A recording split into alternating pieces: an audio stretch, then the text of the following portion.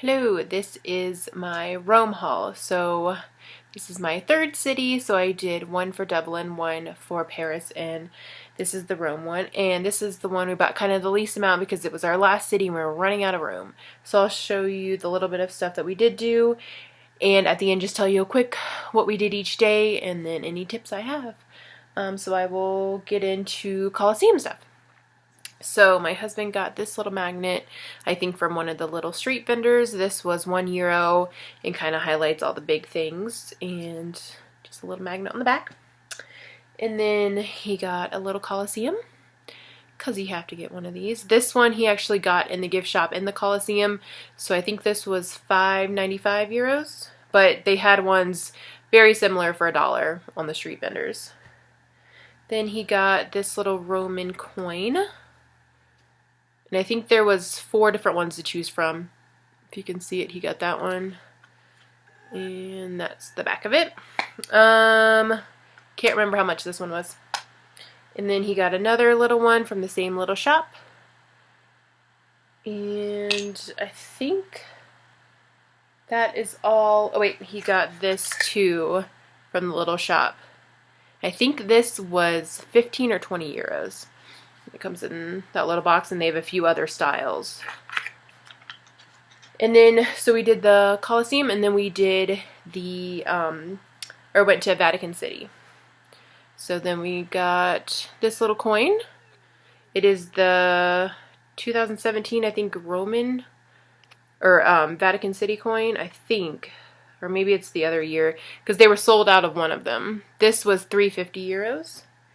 And then he got this coin, or it's a medal, because he asked the guy for a coin, and the guy was very upset that he called it a coin. He said, no, it's a medal. And the back of it looks like this, and I think this was 15 euros, and it came in that little box. You can see that. And then I got 2 rosaries, so I got one for my mom, and then I got one for me. And then these were 13 each, and they had a bunch of different styles and prices. And the last things, well, no, I got a little calendar for my mom. That was $1 off one of the street vendors. We got 2 different postcards. I really wanted to get a postcard of the Sistine Chapel since they don't let you take pictures in it. And then I also got 2 bookmarks, one for me, one for my mom. And I can't remember how much these are, but they were pretty cheap. And then I also got my mom a puzzle postcard.